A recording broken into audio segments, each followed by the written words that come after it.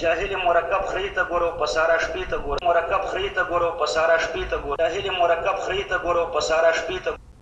د دې سړي رحم الله بدعتي اکثر که تاسو اورئ نو اکثر خبرو کې دا خبره کوي چې جاهل مرکب او خرې ته ګوره بساره شپې ته ګوره دا دې خبرې دي او بیا خاص کر د لوی لوی علماو په مقابل کې کوي مقصد هم دا چې هلکه ما په پلان کې غټ عالم باندې رد وکړو خپل شهرت وکړي او حال دا دی چې دا مسکین د دې علمي حیثیت هغه بار بار موږ ذکر کړو په یسو مقطع کې د دې خطاګانې چې د حد نه سیوای په هغې باندې موږ نور ستړي شو هغه نشو راجمع کولی خو نن زما مقصد دا دی چې د دې دا خبره تاسو ته وخیمه د الله په فضل سره چې دا په ده باندې تطبیقیږي بلکې ځان پسې وی د دې بیچاره علمي حیثیت هغه تاسو وینئ بله ورځ چا یو کتاب نشر کړی په فیسبوک کې د ده نوم پې و نو هغه نوم چې کوم د کتاب لیکلی دی هغه نوم کې دوه خطاګانې دي سبحان الله تاسو سوچ کوئ دا څومره په جهالت باندې دلالت کوي چې یو کتاب سړی لیکي هغه نه چې هغه دپاره چې نوم هغه ږدي اختیاروي په دې به دې څومره سوچ کړی په دې نوم کې څومره استادانو سره به پې مشوره کړي چې دا نوم پرېږدم او سره د هغې نه په نوم کې دا دوه ځای خطا کیږي داغه کتاب نوم د احقاق الحق فی الدفع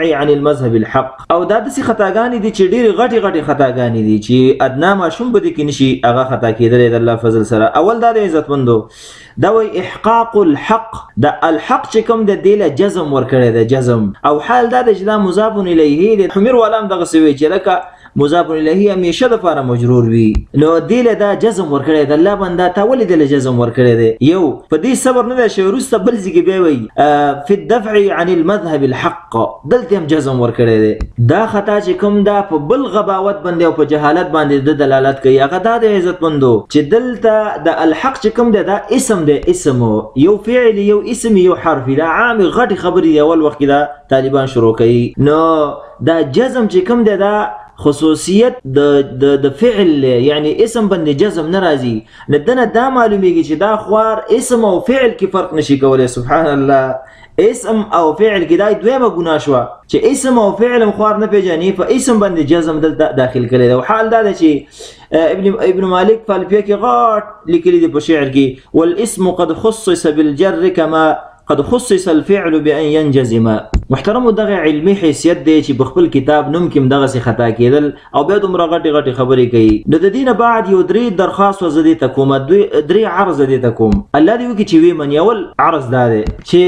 کاشکې دا ملګری دا نوم لري که د دې په ځای دې کتاب له دا نوم کېدی چې خرې ته ګوره او په سارا شپې ته ګوره کاشکې دا نوم وله کېدی دې کتاب له دا به ډېر مناسب وي ځکه چې نو اسم به د مسما سره مطابق راشي دویم پیشنهاد هم دته دا دی چې دا کوم پټکی ته حواله دی دا که د علمي پټکی وي او د فراغت دې وي حقاني نه فارغه شوی یو ډېره خوشحالي به ته کړي نو سوال درته کوو چې دا لرې که بل چا دی ورکه خپل به کول دې په سر که دغه پټکی که علمي وي نو دغې سر سره مناسب نه دی دریم پیشنهاد هم دته دا دی د عاجزۍ کوي مني دا کوم کتاب چې یې لیکلی دی وروره داسې کار وکړه هسې المارۍ به دې پرې ډکه کلي ځای به نیولی دې ته تیلی ورکړه او تیار جمع دی بخارۍ ته واچوه یو چای چاینک بدله وکړي هغه اوس که هغې کې به دې خیر وي او نه په دې کې ځکه دا د کتاب نوم دی چې مونږ وکتو دننه و په لاده کې کم ګن پروت دي او اخره کې تا ته د خپل مثال هغه ډالۍ کوو چې خرې ته ګوره او په ساره شپې ته ګوره دا سهار او ماښام تکراروه او ځان پې دموه هذا وبالله تعالی التوفیق